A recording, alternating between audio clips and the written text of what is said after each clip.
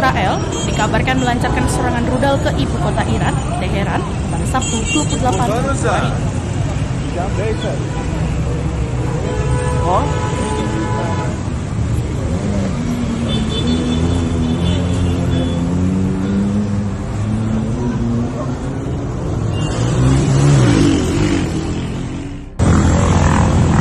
Media Iran melaporkan sejumlah rudal menghantam kawasan Jomhuri dan menyebabkan kerusakan pada ruas jalan di area tersebut.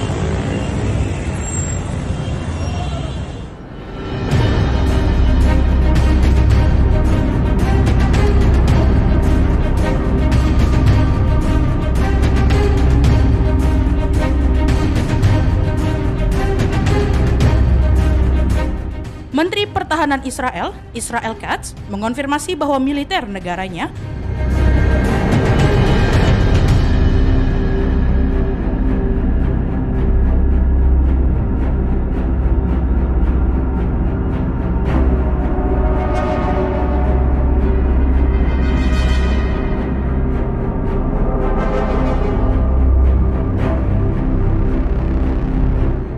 melakukan serangan pendahuluan yang disebut bertujuan menghilangkan ancaman terhadap Israel.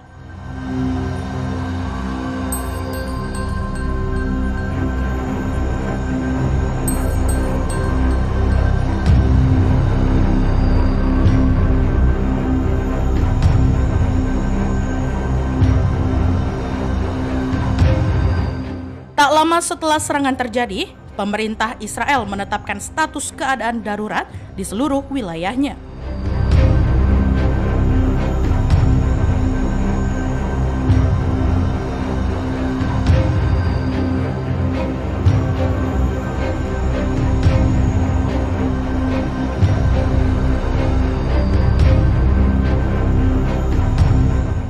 Aksi militer ini berlangsung di tengah peningkatan kehadiran pasukan Amerika Serikat di kawasan dalam sepekan terakhir.